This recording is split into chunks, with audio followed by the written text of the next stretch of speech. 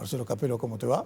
Gustavo, ¿cómo estás? Gracias por Es invitarme. vicepresidente del IERAL, el Instituto de Investigaciones de la Fundación Mediterránea de Córdoba. Bueno, Sergio Massa ha conseguido, por lo menos en lo inicial, primero con sus anuncios, después en los hechos, conseguido aquietar un poco un mar que estaba sumamente agitado, pero sin llegar, digamos así, a las cuestiones de fondo. ¿Cómo lo ves? Sí, es así como decías. La gente tiene que entender que en estos últimos meses del gobierno, prácticamente un año y 2 meses que quedan de gobierno, así como en su momento se miraba el riesgo país o el dólar oficial, ahora lo que hay que ver son las reservas del Banco Central. Por eso se habla mucho de las reservas. Este último mes de septiembre, con el dólar soja, se han liquidado ya algo más de 6.000 millones de dólares, esperaban 5.000. No obstante, no quiere decir que todos esos dólares queden en las reservas, porque hay que pagar deudas que vencen, otras obligaciones, importaciones. Las importaciones sobre todo. Entonces, ha habido una mejora en las reservas, pero siguen las reservas netas de deudas del Banco Central están todavía en torno a cero, ¿cierto? Eran negativas, ¿cierto? Entonces, esa va a ser la variable que hasta el final va a estar graduando la política económica. ¿Hasta el final te estás refiriendo hasta el de final? Este gobierno. Bueno, este... y del próximo también. Claro. Lo que pasa es que si ocurre algo parecido a como comenzó Macri el gobierno del 2015, habían entrado luego reservas que eran por endeudamiento, ¿no? Habría que ver si va a ser la misma receta ahora. Pero este gobierno, dado que tiene problemas de credibilidad y que es difícil a eso revertirlo hacia el final de un gobierno, y dado que tiene cepo, y con el cepo está demostrado que no suben las reservas en la forma que hacen falta, va a seguir siendo esa la variable. Entonces, cuando se tienen pocas reservas, y ya lo supimos hablar, Gustavo, hay 2 vías. Una, o es devaluar la moneda local, el tipo de cambio oficial, subirlo, o devaluarlo nada o poco. Poco quiere decir esas mini devaluaciones que hacen. Sí, que crawling price que se viene realizando. Que están en torno a ya 6% mensual, pero no una devaluación brusca de, por ejemplo, el 30%. Si van por la devaluación brusca, ¿qué pasa? Que sube la inflación, que ya es muy alta, cae el salario real, el poder adquisitivo, más de lo que ya cayó, y cae el consumo, y tenés una recesión rápida. Esas recesiones suelen durar 3 o 4 trimestres. O sea que haciéndola ahora, con suerte llegarían a la elección del año que viene, empezando con una recuperación. Por eso la quieren evitar. Ahora, ni pensar, es decir, que en el gobierno, analizando esa alternativa, haya quienes estén dispuestos a llevarla a cabo, porque sería la única forma efectiva de conseguir ordenar, es decir, que esta tranquilidad continúe durante por lo menos un tiempo prudencial, porque saben que de esa forma, ya con las encuestas que le dan totalmente en contra, con una situación de país, con una tremenda inflación, con un altísimo desempleo, con un altísimo trabajo informal, y encima con una recesión, es decir... Claro. Y además, la conflictividad social se agravaría rápidamente, ¿cierto? Entonces ahora lo quieren pensar en evitar. agravarla más de lo que está ya es terrible, ¿no? Lo quieren evitar, así lo anunció el ministro. ¿Eso qué quiere decir? Que van a seguir con las mini devaluaciones, aunque acelerando, ya está en el 6% mensual, con tasas de interés altas, ya las subieron, y con cepos. Porque a pesar de que este mes entraron del campo 6.000 millones de dólares, anunciaron más cepo. Las compras esas que se hacen por internet, te las trae el correo, tienen ahora un límite menor. El dólar turista, porque va a ser... Y se viene el dólar turista. Entonces, ¿qué hay que esperar? Si no va a haber una devaluación brusca, hay que esperar mini devaluaciones, cepo que siga fuerte o quizás más estricto, va a seguir el cepo a las importaciones, va a haber algunos nuevos tipos de cambio como el que le dan a la tecnología, al turismo probablemente, y quizás algunos más. Y mientras haya más tipos de cambios, más distorsiones de precios relativos y más gente que está buscando cómo hacer para no pagar esos precios o sacarle dólares al Banco Central. Así va a seguir hasta el final. Esa economía evidentemente no va a tener más crecimiento, va a tender a cero o a números negativos, pero no tan negativos como devaluar bruscamente. Entonces el gobierno se va a tratar de mover, de ahorrar más, en esa línea. Ahora, lo que pasa es que si se devalúa y antes no hay un orden en las cuentas fiscales, es decir, como decías vos recién, se va todo a precios. Claro, sí. Es decir, va todo a inflación. La ventaja que tendría una devaluación brusca es que encarecería todas las importaciones y al quedar tan caras ya no haría falta a lo mejor tener un cepo tan estricto, porque tendrías que pagar todo 30% más caro en pesos, entonces disminuirían mucho algún tipo de importaciones. Entonces ahí podría aflojar un poco el cepo. Si no hay esa devaluación brusca, el cepo tiene que seguir porque no tienen suficiente cantidad de reservas. Si el cepo siguen emitiendo bastante como están emitiendo, las tarifas están subiendo y van a seguir subiendo. Los salarios están perdiendo ahora con la inflación, pero nuevamente se está renegociando. O sea, ¿cuál es el ancla? No hay ancla para la inflación. Pero mayor sería la inflación si hubiera una devaluación brusca. Por eso es difícil de creer que vaya a bajar la inflación el año que viene al 60%, desde un 100% que va a ser al final del año, como lo están planteando en el presupuesto. Y no, porque casi todo lo que hace la inflación, emisión monetaria, suba del tipo de cambio, salarios, tarifas, todo está subiendo mucho y va a seguir subiendo bastante, ¿cierto? Entonces no es creíble una inflación del 60% para el año que viene. Sí, como no son creíbles, nunca no han sido creíbles los presupuestos, esa es la verdad. No nos olvidemos que estaban proyectando un 25% de inflación y era algo que desde el momento mismo en que se lo había planteado se sabía que era imposible alcanzarlo. Si vamos a partir de un piso del 100%, ¿sí? ¿Cómo lo paramos? Es decir, yo creo que con suerte no va a subir, o sea, con suerte, y creo que el gobierno debe ser consciente de eso, que para el año que viene un éxito sería que no pase del 100%, porque viene subiendo la inflación. Y que apuntarán en la realidad a que esté un poco abajo del 100, pero no en 60. Yo creo que Massa, si le decís que va a ser 80-90% de la inflación el año que viene, te lo firma ya. Ah, no, de eso no te quepa la más mínima duda. De eso no te quepa la más mínima duda. Ellos son conscientes de lo que está pasando. Porque el susto que se pegaron fue el motivo por el cual está Massa allí. Claro, porque al final de ellos cuentas... sabían que Bataki no tenía ningún tipo de respaldo ni de confianza. Alberto Fernández ni hablemos, es un cero a la izquierda. Cristina, imagen totalmente negativa, además quedándose quieta, pero eso ha cambiado. Es decir, ahora es otro el tema, se lo vamos a hablar enseguida cuando tratemos estrictamente la cuestión política. Pero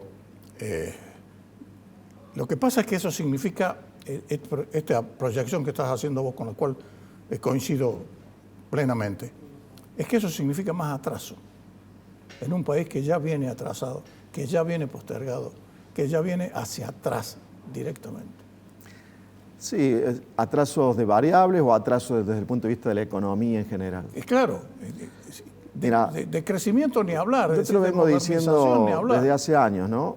Cuando empieza un gobierno como el que tenemos ahora y uno escucha las medidas y la ideología, yo siempre te he dicho, esto no va a funcionar. O sea, hay que ver si dura mucho, poco, algún veranito que pueda haber, pero que no va a haber crecimiento a largo plazo. Y eso también te lo decía a lo mejor en el año 2007-2008, cuando sí, la economía venía bien, pero con ese modelo no va a funcionar a largo plazo. O sea que si hay 4 años de un gobierno con esta ideología, son 4 años que se van a terminar perdiendo para la economía. Si son 8, se pierden 8 años. Si son 12, como fue la otra vez, se pierden 12 años. Ahora bien, tampoco está asegurado de que si ganan el año que viene, como ganaron en el 2015, una visión como que fue la de Macri en ese momento, que ahora sería Juntos por el Cambio, esa visión tiene posibilidades que le vaya bien, pero por supuesto que no lo tiene asegurado, como de hecho la otra vez no les terminó yendo bien. Si te da la expectativa que pueda funcionar, pero no lo tenés asegurado. Pero la que tenemos ahora no va a funcionar nunca. O sea, la gente tiene que pensar que eso a largo plazo no trae bienestar económico, que siempre va a terminar fracasando. Esa es la diferencia. Hay que encontrar un punto intermedio donde pueda funcionar y de acá a 10 años, digamos, Argentina subió el PBI per cápita, los salarios realmente han mejorado. No sé si va a ser rápido, si se va a lograr en un periodo de gobierno, pero tampoco se debe lograr en 30 años como algunos plantean. Se debería lograr, creo, en al menos que en 2 periodos de gobierno se pueda ver esa mejora en el bienestar. Claro, tiene que haber un cambio sustancial inclusive en las cuestiones que parecen tan simples de cumplir, pero sin embargo no lo son. Y tenemos el ejemplo palpable de lo que está pasando con el sindicato del neumático, ¿no? Porque suceden cosas que parecen de ciencia ficción. Toman el Ministerio de Trabajo, donde se tienen que dilucidar y solucionar los principales conflictos del país, y no solo que no los desalojan, sino que les dan facilidades para que se queden a la noche, y hasta le dan catering, y ellos, los que ocupan el edificio, se fueron a otras dependencias. Eso es inconcebible. En cualquier nación medianamente civilizada es inconcebible. Bueno, y eso está pasando en un sector muy protegido. Claro. Como los textiles también muy protegidos. También. ¿Y qué pasó, por ejemplo, con los textiles este año? La inflación en textiles ya superó el 100% los últimos 12 meses. Si mal no recuerdo, 110% de aumento de precio en 12 meses. O sea, el gobierno los protege para que pueda haber producción local. Pero evidentemente después se aprovechan de esa situación, los precios suben mucho, y después los sindicatos, como ven que los precios subieron mucho, también quieren subir mucho los salarios y entramos en estos conflictos. Pero en definitiva, el sindicato de neumáticos están cobrando hoy 400.000 pesos mensuales. Claro, porque verán la protección. Un 60% de aumento. Ahora no se puede comprar un neumático, lo caro que están. Pero indudable. Entre la protección y esos costos, ¿quién termina pagando la diferencia? Los que tienen que cambiar el neumático. Los que tienen un auto, una moto. Y la gente tiene que entender eso, también, que esa protección desmedida la paga finalmente el consumidor, ¿no? De cualquier cosa, en la ropa, en los neumáticos. Entonces, si va a haber alguna protección que quizás en algún caso haga falta o que no hay que quitarla de un día para el otro, porque si no le mejoras rápidamente la competitividad de esos sectores y le sacas la protección, se caen de un día para el otro. Pero tendría que ser contra obligaciones, incentivos, para que tampoco se abusen con los precios. Porque los precios de los neumáticos ahora están mucho más caros que en cualquier otro país. Sí, seguro. Y eso también encarece costos, porque los neumáticos los usamos gente a lo mejor que usamos el auto no para trabajar, pero también mucha gente que usa el automóvil, la camioneta, el camión, para trabajar. Efectivamente. Todo eso hace a los costos del transporte de camión, del transporte de otro tipo, como camionetas o en el agro. Entonces, ese tipo de protección, alguien la paga, en definitiva. Entonces hay que pensarla muy bien a quién se la otorgan, por cuánto tiempo y con qué contraprestación, con qué obligación. Claro, pero además la imagen que queda, porque Bridgestone ha resuelto suspender directamente la producción y lo mismo está haciendo Pirelli y lo mismo está haciendo Fati. Es decir, la gente que nos mira desde afuera, el inversor que nos dice, bueno, está pensando a lo mejor las cosas en Argentina pueden llegar a cambiar, el gobierno que está actualmente ya no da más porque está totalmente desacreditado, pero mientras esas estructuras sindicales sigan existiendo, es imposible que alguien quiera venir a trabajar al país porque de golpe, es decir, ponemos una fábrica y a lo mejor al mes la tenemos que cerrar. Como está pasando, Bridgestone es una fábrica internacional que tiene sucursales en el mundo entero. Esa gente no tiene problema en un momento determinado en bajar la cortina, claro, pagar lo que hay que pagar e irse. Es lo que te decía cuando decíamos, con esa ideología va a fracasar a largo plazo. O sea, no tiene posibilidades de éxito, por lo que decías, porque en definitiva en la economía de mercado la inversión la deciden los privados. Exacto. Y los privados invierten si ven que hay condiciones razonables para poder invertir. Por eso no va a funcionar nunca un modelo donde hay una visión contraria a la empresa, contraria al sector privado o a los individuos. Una visión en la cual siempre prevalece el Estado y la visión del Estado. En realidad el Estado está para proveer aquello que los individuos necesitamos. El Estado está para cumplir aquellas funciones que los individuos no las pueden resolver por su cuenta. Y no para que sea más importante un gobierno que las personas que vivimos dentro de un país. Por eso no va a funcionar. En el tema de la protección en esos sectores, es excesiva en algunos casos, como decíamos, después eso se termina pagando los precios. Por eso también la inflación ahora es alta. En parte también es por los sectores protegidos que aprovechan para subir los precios porque no tienen competencia del extranjero. Entonces así es fácil subir los precios. Y después los sindicatos les sacan aumentos salariales, ¿no? Y esos trabajadores tienen salarios mucho mayores que en otras actividades similares, porque está protegido el producto. Y vos recién decías sobre los sindicatos. Bueno, el próximo gobierno va a necesitar una reforma laboral. Esta vez sí, se la va a necesitar, al menos para los nuevos... Ese es un tema, mira... Al menos para los nuevos empleos, para los empleos que se creen. Quizás no para los que ya están, pero para los nuevos, alguna forma diferente de contratos. La sola mención que vos le puedas hacer a los sindicatos, la sola mención de reforma laboral hace que se le paren todos los pelos. Es más, hoy ha estado reunido el presidente de la Nación con la CGT.